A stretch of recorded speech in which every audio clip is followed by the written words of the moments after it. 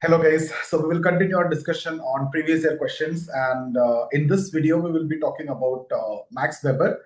So we have almost done with all the thinkers, right? So let's start with now Weber. So this is the last year question, 2025. They have asked this for 10 marker.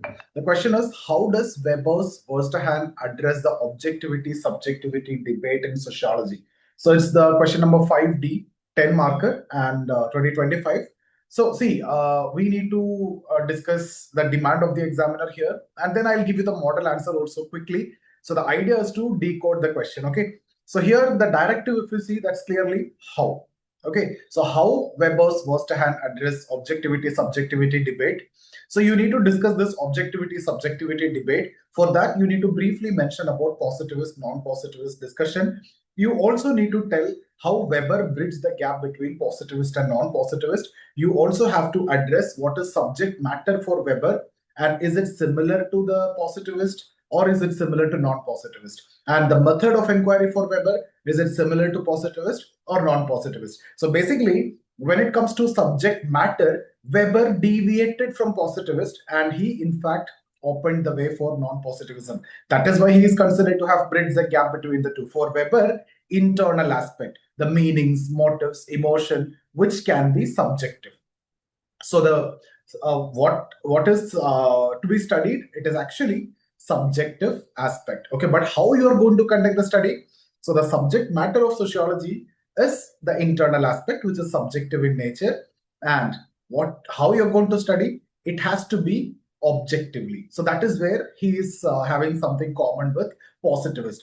So Weber is treated as considered to be bridging the gap between positivist and non-positivist, and Weber's understanding is what we consider as objective study of subjective reality. What to be studied? Subjective reality. How to be studied? Objective study. So what is positivist? Objective study of objective reality. What to study and how to study, both are objective. What is phenomenologist or pure non-positivist like ethnomethodologist? Subjective study of subjective reality. So Weber is considered to have bridged the gap. So that debate you need to bring in, and you need to tell about Verstehen and how this actually addressed this debate. So all these need to be discussed within 10 marks, within that 2 page. That's the challenge here. So the examiner is actually asking what is the problem with objectivity, subjectivity, what is that debate is all about, what is Verstehen that you need to explain, how does Verstehen reconcile both, how Verstehen is actually helping for the objective understanding of subjective reality or objective study of subjective reality, and we need to give example and you need to give a conclusion. So this is not a question of social action alone. The focus is basically on Verstehen as a methodological solution to the objectivity-subjectivity debate. So you have the answer here anyway, which is already there in your notes also. So let me quickly give you an introduction. You can say one of the central methodological debate in sociological or sociology is or related to the concerns that whether society should be studied objectively like natural science or subjectively through the meanings individual attached to their action. Right. So Weber himself was talking about, sociology studies human beings who have emotions and consciousness. Therefore, absolute objectivity is neither desirable nor possible. If you look at science study matter which do not have consciousness. That differentiation is already made by Weber.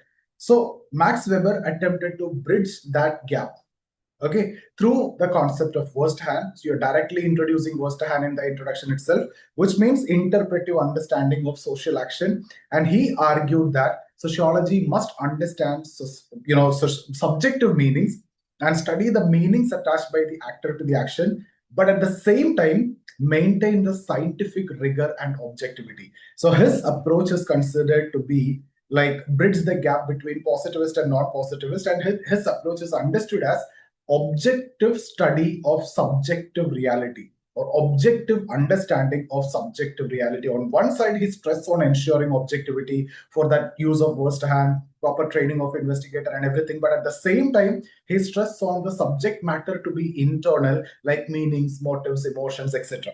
Cool. So this is how you will be writing the introduction. Rest of the things which is already there in your note, you can say, what is Weber's concept of Verstehen? It means interpretive understanding. Verstehen literally means comprehension. Carl Jaspers, he have borrowed, and all those, it is there in our notes. According to Weber, what sociology studies? Social action. Action is oriented towards others and are guided by subjective meanings. So sociology is an interpretive understanding of social action in order thereby to arrive at an explanation of cause and effect. Therefore, sociologists have to understand what people do, why they do it, and what meaning they attach to it. So the best way to understand or study the social action is to study the meanings attached by the actor to the action. Once you know that, you can establish the cause and effect easily. So there are two levels of Verstehen: direct and explanatory. So it is there in your notes in detail, so you can go through that. So direct explanation, direct understanding, right? Understanding the immediate meaning of an action. See, one session I have fully taken for this. So here I'm just quickly going through that. And then explanatory understanding. So the understanding the motive behind the action. Here you can use the secondary sources and everything. Then you also need to tell how Verstehen address this subjectivity objectivity debate.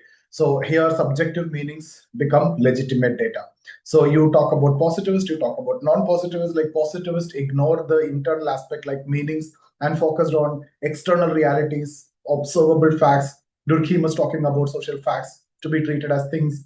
And Weber argued that meanings themselves are sociological facts. Thus, sociology studies meanings, motives, emotions, beliefs, values, intentions, rather than just external behavior. Then interpretation is systematic and not personal. So Verstehen is not empathy or guesswork. So here you use techniques like interviews, historical documents, observation, comparative evidence to reconstruct the meanings.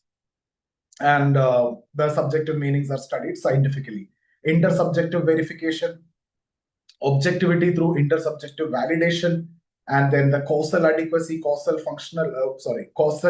effect explanation. That's why the meaning attached by the actor to the action you study to establish the cause and effect. Right? Weber insisted that the understanding the motives must lead to causal explanation. Motives means meaning attached by the actor to the action. So the aim is not to understand what people think, but also to understand how those meanings produce the social outcome. So if you understand the meaning attached by me behind I taking this class, you can establish the cause and effect of this action if this is a social action, right? It's a social action. So what is the cause and effect of this? For that, it is easy to establish that cause and effect if you can interpret and understand the meanings attached by the actor to the action. You are preparing for this exam. So to understand the cause and effect, right? Meaning attached by you when you're doing the action. Simple. You want to crack this exam, that's why you're studying. So that is going to be the cause and effect. You pass or not, that's a different question. Because even if you study, it is not necessary. In UPSC, you will pass, right? Again, coming to use of ideal types. Weber developed ideal types also as analytical tools. Analytical tools, and they help to compare empirical reality with conceptual models. That means subjective actions can be studied objectively. For example, bureaucracy, capitalism, traditional authority, and all those. Then comparative methods. He compared religions, civilization, economic systems, right? And all those you can mention. Protestant ethic and spirit of capitalism. Example, you can write the ideal types that he generated on the Protestant ethic and the ideal type of capitalism. He made the comparative analysis. All these you can give as example. Then comes to critical evaluation. You can talk about positivist criticisms. We discussed many times. Alfred Schutz, according to him, that is, you can talk also about non-positivist criticism because according to Weber, you have to ensure objectivity, which is against a non-positivist. There it is subjective. So non-positivist also criticize. At the same time, according to Weber, it is a subjective reality is what you study. But for positivist, it is objective reality. So both positivist as well as non-positivist criticize Weber, even though he stands in between, right? Because in terms of subject matter, he matched with non-positivist. So there is a criticism from the positivist side. In terms of method of inquiry or how you study, he matched with positivist. Therefore, non-positivists will criticize. So that anyway is easy. You can use Alfred Schutz also and postmodern critics, and all these are there in your notes. You can use his strength, and also you can talk about his weakness, and then finally you conclude it, right? So this is how you'll be writing this answer. So in conclusion, you can say Weber's Verstehen offers a middle path between positivist objectivity and pure subjectivism of the non-positivist. By systematically interpreting the meanings and linking them to the causal explanation, Weber demonstrated that sociology can understand the inner world of actors while producing reliable and scientifically verifiable knowledge. and his stress on objectivity also you can mention in your conclusion. Because of that, Verstehen remains one of sociology's most influential methodological contribution. So see, what you can think about is, you can also think in terms of a diagram, right? Like objectivity. On one side, you can start with where you can talk about positivism, and then you talk about Verstehen, which is interpretive understanding, and then comes to subjectivity, where the meanings, motives, intentions, and positivist, objective study of objective reality, non-positivist, subjective study of subjective reality, which means what to study and how to study. But when it comes to interpretive, Weber, it is objective study of subjective reality, right? So in one line conclusion, if you want to write, you can simply say, Verstehen transforms subjective meanings into sociologically analyzable or understandable and objectively verifiable knowledge, thereby bridging the objectivity-subjectivity debate, or thereby bridging the positivist and non-positivist. And that's why he's considered to have bridged the gap between positivist and non-positivist. Simple as that. So this is how you should be closing the discussion. So that's it, guys. Thank you so much. I see you in the next video.